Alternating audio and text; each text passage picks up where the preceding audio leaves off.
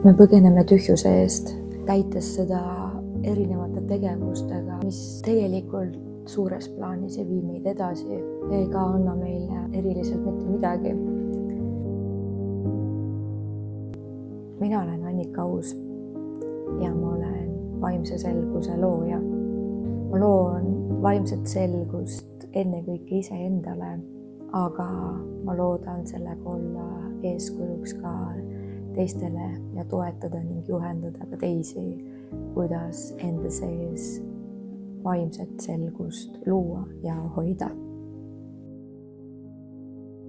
Ma ei oska seda tühjuse tunnet väga hästi ja täpselt kirjeldada, aga ma praegu, kui ma peaksin seda kuidagi sõnadesse panema, siis minul on see justkui sees selline pime ruum, mis natukene nagu surub mind kokku. Mul ei ole küll valus, aga mul on ebamugav. Natuke nagu enda kohta selline mõttetuse tunne, et ma ei saa endast aru, mida ma nagu tegema pean. Ja natuke võib-olla seda tühjuse tunnet iseloomustab seegi, kui mul ei ole häid ideid, mida nagu edasi teha või mida üldse selle käesoleva ajaga pihta hakata. Ja ma muutun selle tundega kärsituks.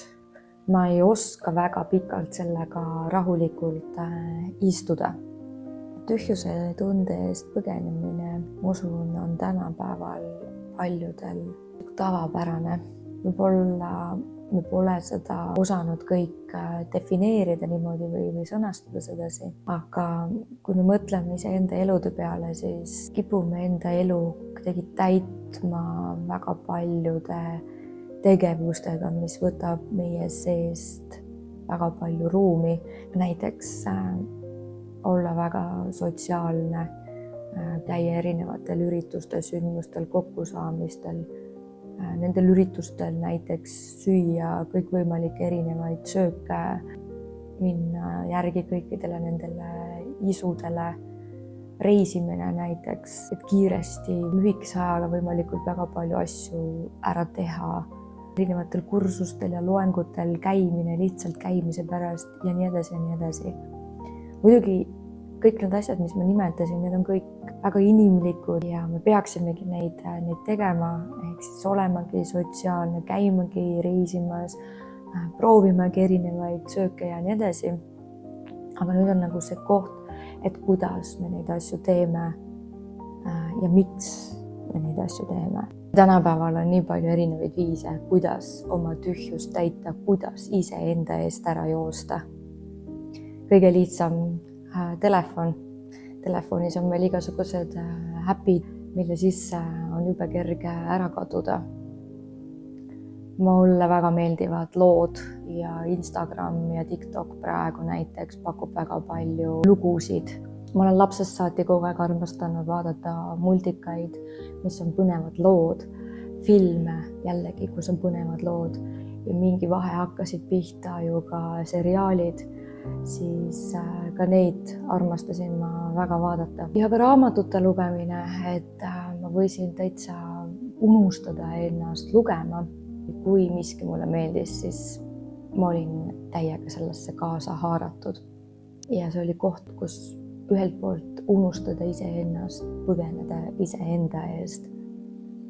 Ja ma alles nüüd tasapisi hakkan aru saama, et see põgenemine mõnes mõttes on mingit sorti hirm, vähemalt minu enda puhul. Ja ma ei karda seda, et ma peaksin silmitsi seisma mingisuguse tühja inimesega või sellisega, kes ei vasta justkui nagu minu ootustele. Mul ei ole nagu seda hirmu, et ma peaksin endas pettuma. Pigem on vastupidine hirm. Ma tunnen, et ma kardan, et ma ei suuda seda kõike vastu võtta või siis, et ma ei suuda sellele hingele vääriline olla. Et elada just selle targa hinge, kogenud hinge elu. Ma olen terve pool aastat nüüd ühelt poolt nagu otsinud iseennast ja mõtisklenud, et kuidas ma saaksin endale lähemale ja rohkem nagu avada ennast ja paljastada ennast ja rohkem neid loore ja kihte endalt maha võtta. Aga teiselt poolt jällegi, kuna ma praegu elan niisugust elu, et ma saan väga palju ise oma aega kontrollida ja juhtida, siis paratamatult olen ma kukkunud väga palju kordi just sellesse lainetusse, et ma põgenen iseenda eest. Ja nüüd, kui ma seda videot teen, siis mul on kahetised tunded. Ühelt poolt ma tunnen, et seda materjali ei ole vaja.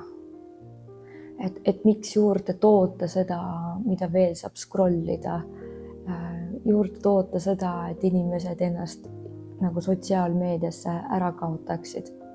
Et kui ma ise nagu tahan sealt just väljapoole astuda, siis tekib nagu see küsimus mu enda jaoks, et kuidas ma teen enda tarkust, olemist, arengut nähtavaks, kui ma ei tee selleks midagi.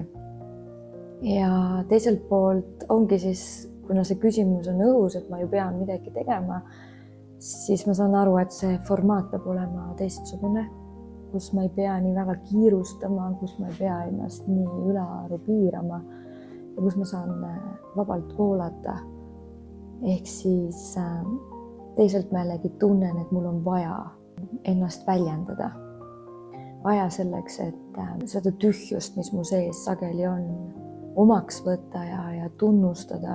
Ja ma tean, et selle tühjusega ei ole mina üksi. Kindlasti on neid palju teisigi, kes tunnevad seda ja kardavad seda tunnet ja teevad võib-olla samu asju, täidavad ennast erinevate tegevustega lihtsalt selleks, et mitte olla kohal ja kuidagi olla selles unustuses või kuidagi lihtsalt päev õhtale veeretada ja lootes, et äkki järgmine päev on nagu parem.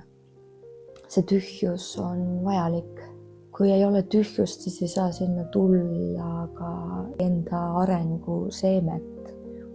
Üks viis selle tühjusega toime tulla muidugi mediteerida, aga ei saa ju terve päeva mediteerida, et mul on vaja midagi veel.